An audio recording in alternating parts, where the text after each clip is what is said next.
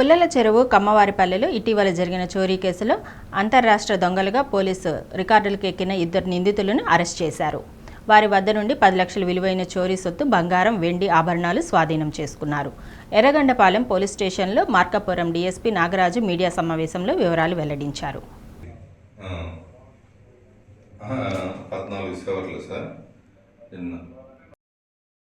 ఈ నెల 13న కమ్మవారిపాలెంలో మేడికొండ వెంకటేశ్వర్లు దంపతులు ఇంటికి తాళం వేసి పొలం పనులకు వెళ్లి మధ్యాహ్నం ఇంటికి వచ్చేసరికి తలుపులు తెరిచి ఉండటంతో లోపలకు వెళ్లి పరిశీలించగా బీరువా పగలగొట్టి అందులోని బంగారం, వెండి ఆభరణాలు, నగదు చోరీకి గురైనట్లు గుర్తించారు. బాధితుల ఫిర్యాదు మేరకు ఎర్రగొండపాలెం సీఐ అజయ్ కుమార్ నేతృత్వంలో ఎస్ఐ సాంబశివరావు దర్యాప్తు చేసి హైదరాబాద్ పిఎన్ రెడ్డి నగర్ టీచర్ కాలనీకి చెందినవారుగా గుర్తించారు.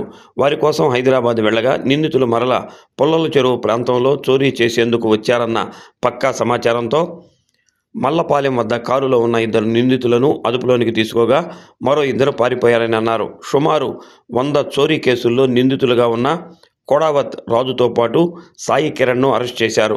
తప్పించుకున్న పవన్, సాయి ఇద్దరి కోసం గాలిస్తున్నట్టు తెలిపారు. మీడియా సమావేశంలో సిఐ అజయ్ కుమార్, ఎస్ఐ సాంబశివరావు సిబ్బంది పాల్గొన్నారు.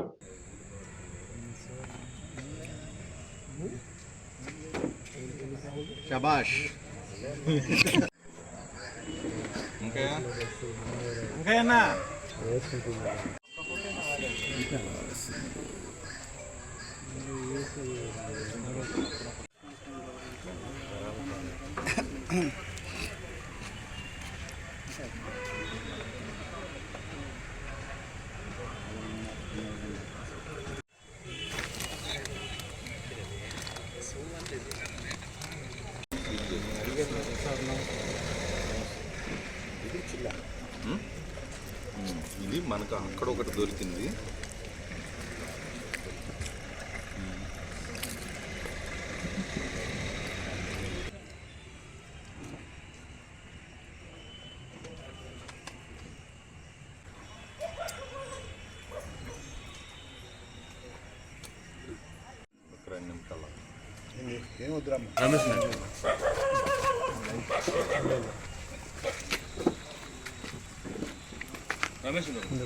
మన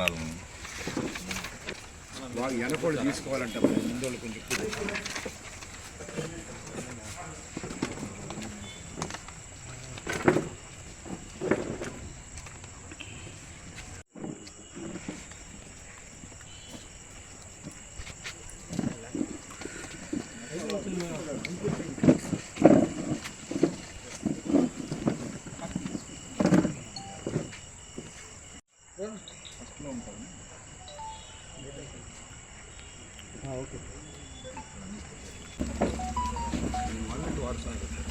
ఓకే సార్.